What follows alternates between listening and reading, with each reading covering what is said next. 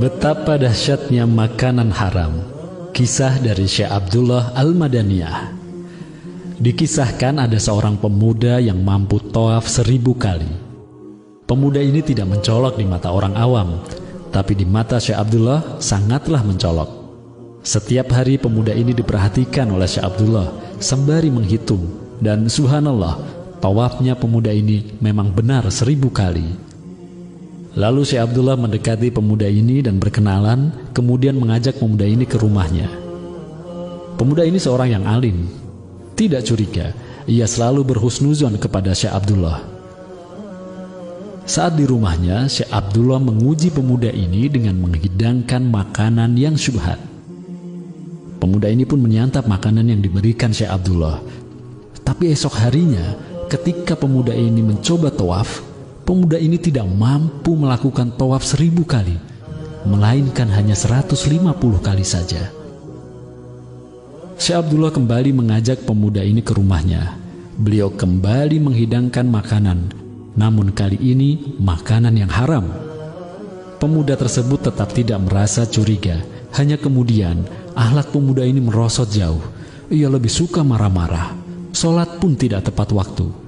Ketika pemuda ini mencoba tawaf, ia tidak mampu tawaf 1000 kali atau 150 kali. Ia hanya mampu melakukan tawaf 3 kali, dan itu pun sambil malas-malasan.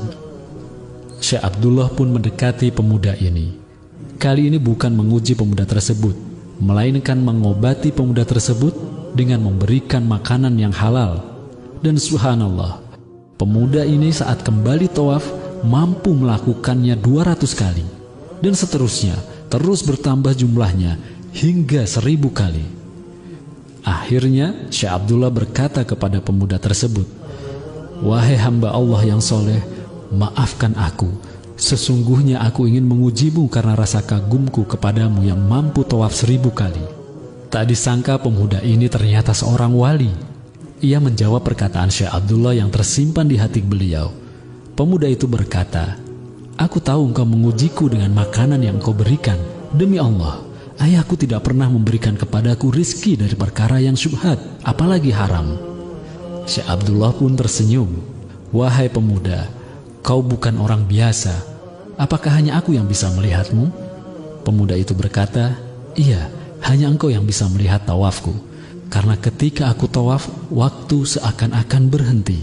Orang-orang baru tawaf 1 kali, sedangkan aku sudah melakukannya 100 kali. Allahumma sholli wa sallim wa barik ala sayyidina wa maulana Muhammad wa ala alihi wa sahbihi ajmain." Ingatlah, rizki yang tidak jelas asal-usulnya, yang masuk ke perut atau yang kita pakai, dapat mempengaruhi kualitas ibadah kita. Tubuh kita akan menjadi malas, dan akhlak kita pun dipastikan akan merosot.